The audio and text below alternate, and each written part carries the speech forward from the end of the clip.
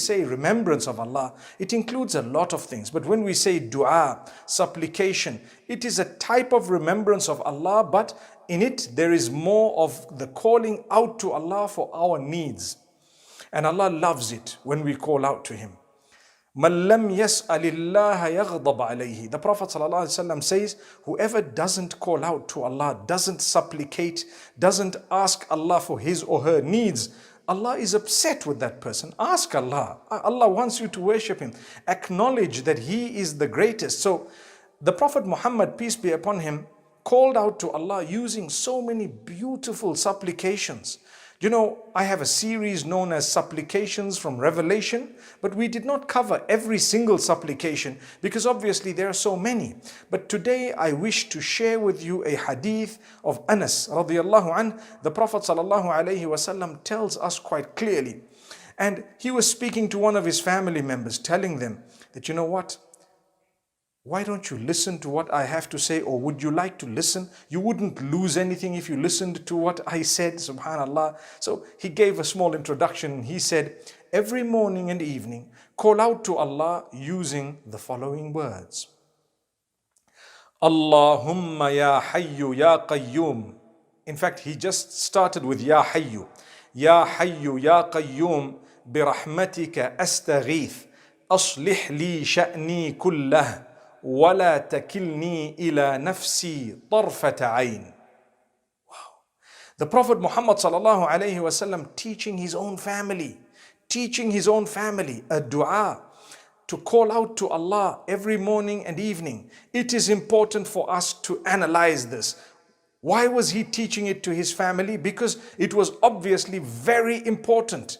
The messenger, the greatest of creatures, the most blessed, the most loved by Allah subhanahu wa ta'ala, teaching his family to say something every morning and evening. Yaa Hayyu Yaa Qayyoom. So that is calling out to Allah. O you who is ever living, alert, you know what's going on. The minute you say, O you who is all alive, Al-Hayy, the one who is alive, yes, but He is alive for you as well, in the sense that He will take care of every one of your needs. You're calling Allah with a beautiful name of His, Ya Hayyu, O you who is ever living. And this name has very deep meaning in it. And then we say, Ya Qayyum. Qayyum is the one who is present for you, at your service, for your protection, at all times and in all places. Al-Qayyum, the all alert, all powerful, all able, all in one. Ya Hayyu Ya Qayyoom. Just by saying those names of Allah, you've already praised Allah tremendously. If only you understood what that meant. Ya Hayyu Ya Qayyoom. Imagine we are expressing our weakness and the fact that we are incapable of protecting ourselves except with the help of Allah. And we are dependent on Allah when Allah is totally independent. Ya Hayyu Ya Qayyoom, I'm calling out to you, O you who is all alert, all alive, all capable, all able, who is there for me at all times, in all places, who is able to do anything and everything. Oh you, now we're calling out to Allah. Bi-Rahmatika astagheeth. It is your mercy that I desperately seek. Istighatha. Istighatha is when you desperately seek something from Allah and Allah alone. Istighatha is not allowed except from Allah. I cannot seek istighatha. I cannot do istighatha. I cannot seek that desperate help except from Allah subhanahu wa ta'ala. So I've got to say, Bi-Rahmatika astagheeth. Allah, it is your mercy that I desperately seek. So you used His names. You then said, it is your mercy that I desperately seek. So I'm in desperate need right now. For what? For your mercy. O you who is all capable, all able. Now, what type of mercy would you like? Obviously, everyone is in different situations. No matter who you are, where you are, we have unique situations. But the Prophet Muhammad, peace be upon him, when he teaches a dua, it encompasses everyone, everywhere.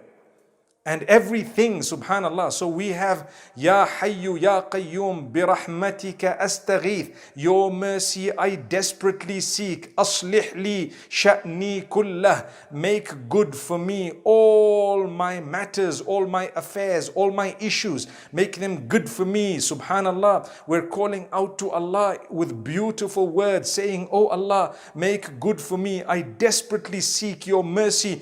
All my affairs, I want you to make them good for me, no matter what I'm going through, be it a health matter, be it, for example, financial matters, social matters, your marriage, your whatever it may be, some uncertainty, a job, anything it may be. Aslih sha'nee kullah. Your deen, your dunya, your akhirah, your religion, your world, your worldly living, as well as your hereafter. Aslih sha'nee kullah. Make good for me all my affairs, all my matters, all my things, everything. Be there for me, O Allah. Yaa Hayyu Yaa Qayyoom, Bi-Rahmatika astagheeth. Aslih li sha'nee kullah. Wa la takilni ilaa nafsi, tarfata aynin. And don't leave me alone even for the blink of an eye. Don't leave me to attend to myself. Don't leave me to myself alone, that you are not with me even for a moment. I need your mercy at all times, for every moment, while I'm awake, while I'm asleep, while I'm here, while I'm there. When I remember you, when I am oblivious of you, may Allah never make us oblivious of Him.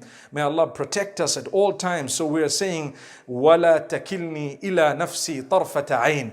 Don't leave me to myself even for the moment that it takes to blink an eye. May Allah subhanahu wa ta'ala be there for us at all times. May He help us. May He grant us. May He guide us. May He open our doors. May He truly be serving His mercy upon us and showering His blessings upon us at all times. He is Al-Hayy Al-Qayyum. My brothers and sisters, did you know that it's very important to try and learn the supplications that were made or taught by the Prophet Muhammad, peace be upon him, as well as those that are in the Quran? May Allah subhanahu wa ta'ala grant us an understanding